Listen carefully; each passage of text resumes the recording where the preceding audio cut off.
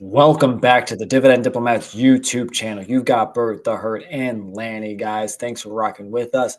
We're going to have a quick chat over two of the favorite dividend ETFs in the dividend investing community. We're talking about SCHD and VYM as VYM closes on the gap over 5 years against SCHD. Smash that subscribe button, everybody. Give this video a thumbs up. Holler at your boys. The Dividend Diplomats. We are talking about everybody's favorite high-yield dividend ETFs, VYM, SCHD. We're talking about the big 5-year performance and giving a little bit of insight into what's throwing down amongst them. Yeah, guys, this is it. Entering the week of February 10th right now, filming this at 10:15 on February 9th. Blowout of the Super Bowl just happened, guys, but let's talk about dividend ETFs. Let's throw that off the TV, guys. Don't bother. Don't waste your time and spend time with us, the dividend. Gosh damn diplomats, guys, because we've got two ETFs that are performing over 41% in the last 5 years. That's a nice solid average of 8% per year. And what's crazy, though, is SCHD used to trunch and trounce and destroy VYM and other ETFs in the 5-year track record. But VYM has essentially closed the gap from price standpoint. In the last 5 years, you've seen the tale of two ETFs here. SCHD had the front-loaded performance there in the first 2 years of that, and that's where VYM really started to catch up as SCHD had a couple of bad rebalances, a couple of ones that didn't move the needle so much from that appreciation standpoint, from that dividend growth standpoint. Yes, we're talking about year 2023 for you, SCHD. So VYM closed the gap, and now it is so close between the two of them. Yeah, and again, Bert buys SCHD every single week. I buy VYM every single week. You guys are buying your ETFs every single week. Keep buying and stay invested. This isn't about which one's better, but it's just now an interesting topic because, hey, which one stands to continue to perform well this year is going to be the question.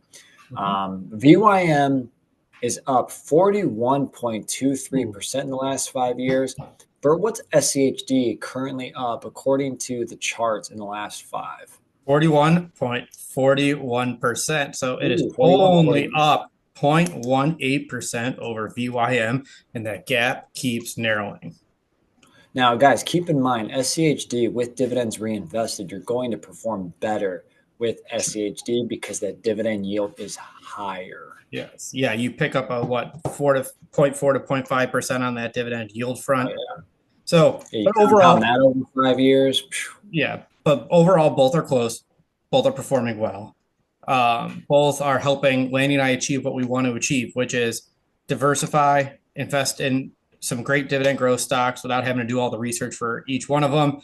SCHD, I buy SCHD, as you said, every week. We get that bucket of 104 holdings every single week. Lanny, you and your wife buy a lot of VYM every week.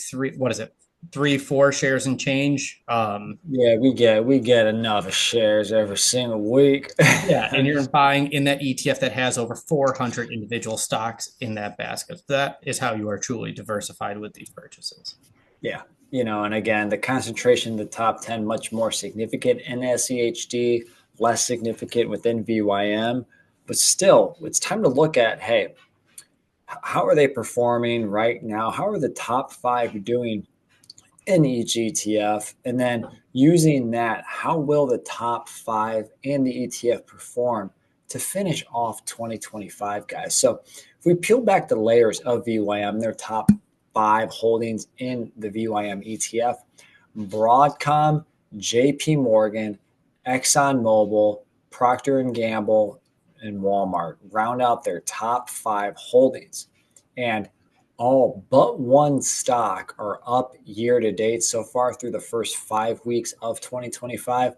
But which ones stick out to you when you look at the VYM top 5? All 2 of them stick out like a sore thumb, Lanny. The 2 that are up over 10% so far in 2025, that would be Jamie Dimon's run. JP Morgan's up 14.92%.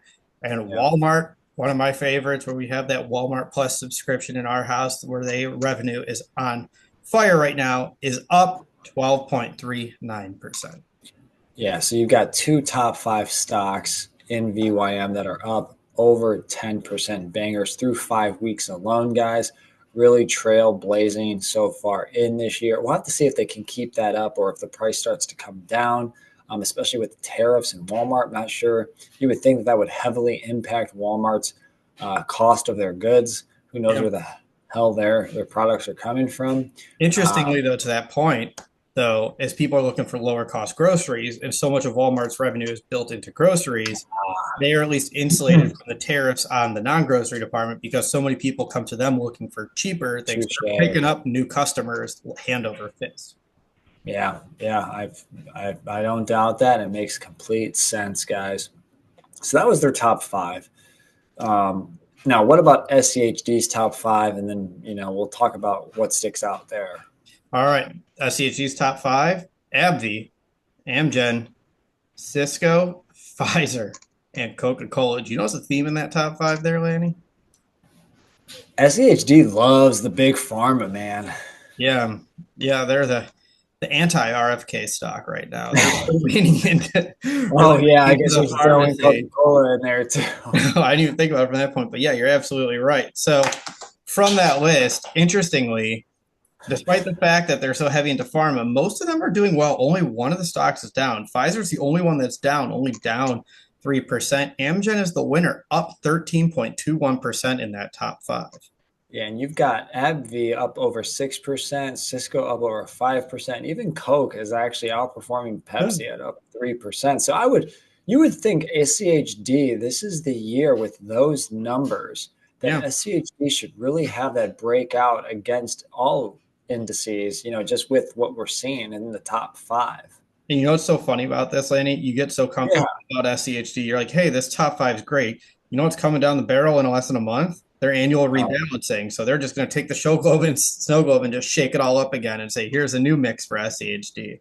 So maybe they're seeing VYM coming and are be like, we really need to make a move here. We need to go. Maybe they get financial or something. I have no idea. Oh, well, hopefully it's better than when the Browns went all in and trading for Deshaun Watson, because I don't think SCHD shareholders can handle that.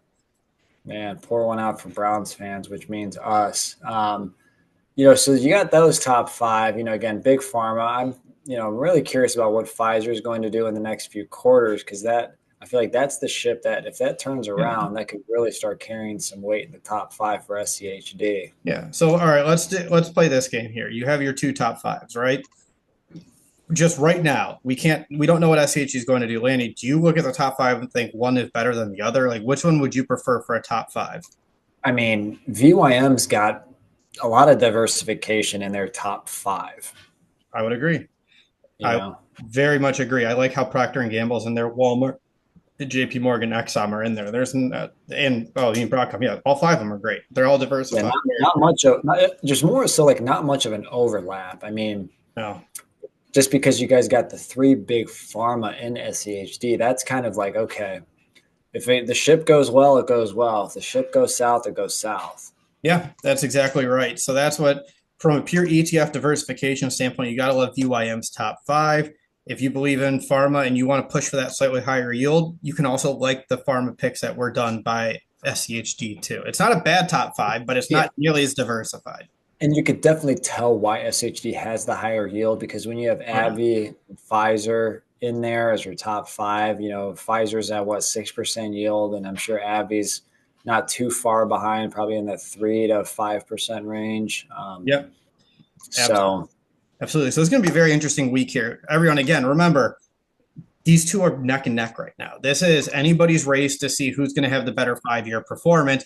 VYM over the last 5 years is up 41.23%, and SCHD is currently edging it out with 41.41%. You're going to have to stay tuned to our X feed as we really start to hammer home and just give everyone live updates on who's going to take the lead here, because this is going to be exciting, everybody. Big week here, February 10th for these ETFs. Can the script be flipped and VYM takes those 18 basis points away from SCHD? Yes. All right, everyone. So let us know, what do you think? Which one do you think has the better top five? Do you have a preference, VYM over SCHD? Let us know in that comment section below. Yeah, guys, let us know what you're buying in 2025. What other ETFs are you investing in 2025? Let us know how you are tracking with your investment goals. building that passive income and getting a financial freedom, guys. Again, like the video, subscribe to this channel, and Bert, hit him with that sweet chin music. You're either with us or you're against us, Jack.